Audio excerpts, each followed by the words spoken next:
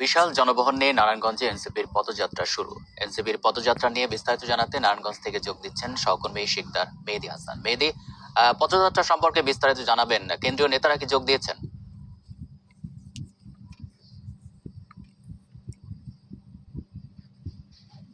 আমরা কিন্তু আসলে নারায়ণগঞ্জে আছি এবং জানেন যে আমাদের এখানে বেশ কিছু সময় আগে থেকেই তারা তাদের এই পদযাত্রা শুরু করেছে। তারই অংশ হিসেবে তারা এখন তাদের পদযাত্রা কার্যক্রম চলছে এবং এখানে বিশাল একটি জনগণের যে জনবহর, সেই জনবহর নিয়ে কিন্তু তারা আসলে এখানে তাদের এই পদযাত্রা শুরু করেছে এবং এনসিপির সকল ধরনের কেন্দ্রীয় যে নেতাকর্মীরা তারা কিন্তু এখানে আছেন। এখানে আসলে মুহুর্মুহু স্লোগানে তারা এই রাজপথকে মুখরিত করেছে। এবং আমি যদি একটু বলি যে আসলে এর আগে আমরা তাদের সাথে কথা বলার চেষ্টা করেছিলাম এবং তারা কিন্তু আমরা জানি যে এখানে আসার আগে তারা মুন্সিগঞ্জে যে প্রোগ্রামটি করেছিলেন, যে পথসভায় অংশগ্রহণ করেছিলেন, সেখানে কিন্তু তারা বেশ কিছু কথা বলেছিলেন যে দেশের এই ক্লান্তিকালে যে সকল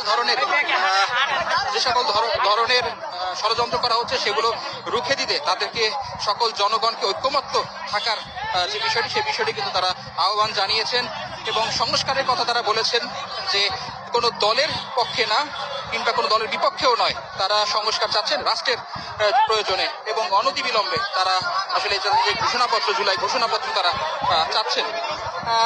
মুখ্য সংগঠক নাহিদ ইসলাম বলেছিলেন যে এনসিপিকে আসলে গোপালগঞ্জে যে ধরনের হামলা হয়েছে সেই হামলার শিকার হয়তো বা তাদের যে চলমান এই প্রক্রিয়া রয়েছে সেই প্রক্রিয়াতে তারা আবারও তার সম্মুখীন হতে পারেন, কিন্তু তাদের এই আন্দোলন, তাদের এই পদযাত্রা কোনোভাবেই তারা বিনষ্ট হতে দিবেন না এবং গণঅভ্যুত্থানের মাধ্যমে যে মুজিববাদ, সেই মুজিববাদ নিপাত করতে তাদের এই আন্দোলন এবং সংগ্রাম তারা অব্যাহত রাখবেন। এবং তারই ধারাবাহিকতায় আমরা দেখতে পাচ্ছি কিন্তু যে তারা তাদের এই পদযাত্রা শুরু করেছে এবং বেশ জনগণের স্বতঃস্ফূর্ত যে সাড়া, সেই সাড়া আসলে আমরা আবারও এখানে দেখতে পাচ্ছি এবং তারা এখানে অংশগ্রহণ করছে।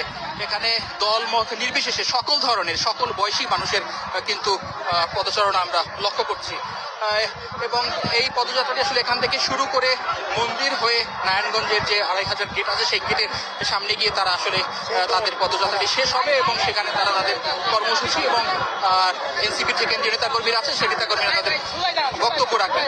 তো আমরা আছি তাদের সাথে এবং আমরা আরো জানার চেষ্টা করব। তো এই অবস্থায় এখানকার সর্বশেষ অবস্থান ছিল আমার কাছে। নারায়ণগঞ্জ থেকে জানাচ্ছিলেন শিকদার মেহেদী হাসান।